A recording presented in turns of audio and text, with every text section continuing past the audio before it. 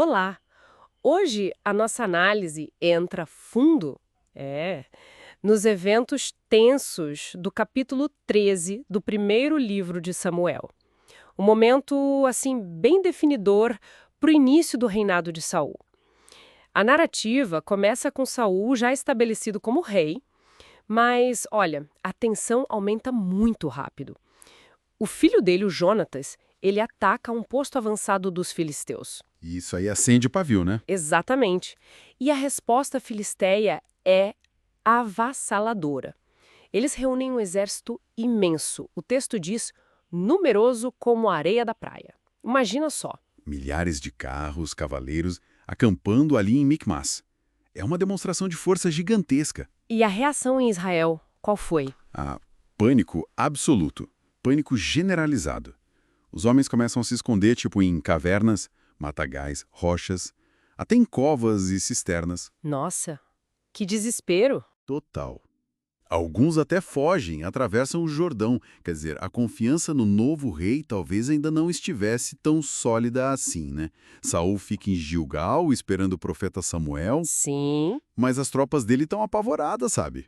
E começando a desertar. O exército se desfazendo. Ok, então vamos analisar isso melhor. Saul espera os 7 dias que tinha combinado com Samuel, certo?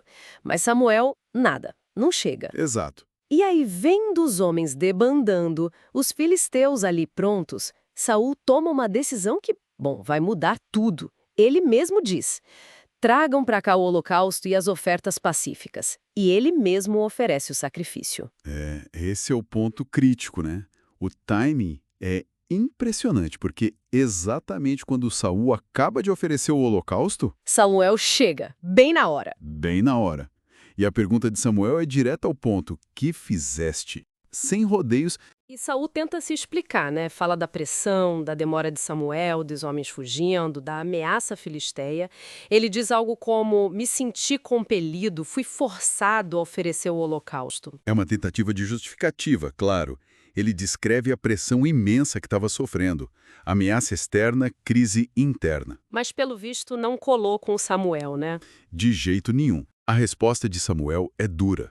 Ele fala na lata: você agiu como um tolo. Não guardou o mandamento que o Senhor teu Deus te ordenou. Uau! Nenhuma margem para erro aí. Nenhuma.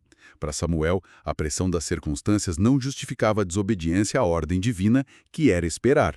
Saul assumiu uma função que não era dele naquele momento. E a consequência disso é Pesada, imediata e severa. Samuel declara ali mesmo: o seu reino não vai continuar.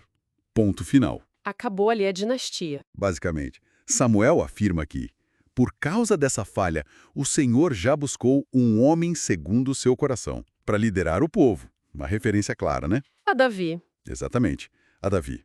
Então, a desobediência custou a Saul a continuidade do seu reinado, da sua linhagem. Depois dessa repreensão forte, Samuel vai embora de Gilgal, e Saul fica lá, com uns 600 homens só. 600 homens contra aquele exército filisteu gigantesco. Pois é.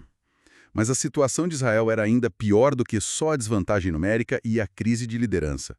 O texto revela um detalhe crucial. Qual detalhe? Não havia ferreiro em toda a terra de Israel. Nenhum. Como assim? Nenhum ferreiro? Os filisteus tinham proibido. Era uma estratégia deles para manter Israel subjugado, para que os hebreus não pudessem fazer espadas ou lanças. Caramba! Isso é um controle tecnológico e militar muito forte. Fortíssimo. Pensa só. Os israelitas precisavam descer até os filisteus para afiar as próprias ferramentas agrícolas. Arado, enxada, machado, e ainda tinham que pagar por isso. Que humilhação! E que desvantagem militar absurda. Total. O resultado disso, no dia da batalha que viria, apenas Saul e o filho dele, Jonatas, tinham espada ou lança. O resto do exército, Sem armas adequadas? exato. Provavelmente com ferramentas adaptadas, paus, pedras, o que tivessem. Enquanto isso, os destacamentos filisteus continuavam a fazer incursões a atacar o território israelita livremente. Então o quadro que se pinta aqui é sombrio, um rei que falha no primeiro grande teste de obediência, agindo sob pressão e já comprometendo seu futuro, Sim, um exército em pânico, se escondendo, desertando e, fundamentalmente, desarmado. E o inimigo poderoso, organizado, tecnologicamente superior e controlando até a economia básica, né? A capacidade de Israel se defender estava minada na raiz. O reinado de Saul começa então debaixo de uma nuvem muito, muito pesada. Sem dúvida. E isso tudo levanta uma questão importante para a gente pensar, né? Além da questão teológica óbvia da desobediência e suas consequências divinas, Sim. como essa mistura de vulnerabilidade estratégica, a falta de armas, a dependência tecnológica, como isso pode influenciar as decisões de um líder num momento de crise extrema como essa? É verdade. Até que ponto o medo, a sensação de impotência, leva a atitudes desesperadas como a de Saul? Exato. E quais as repercussões disso a longo prazo para um povo? Fica essa reflexão, né, sobre essa interação complexa entre fé, medo, tecnologia, poder e a própria natureza humana diante de uma ameaça que parece esmagadora.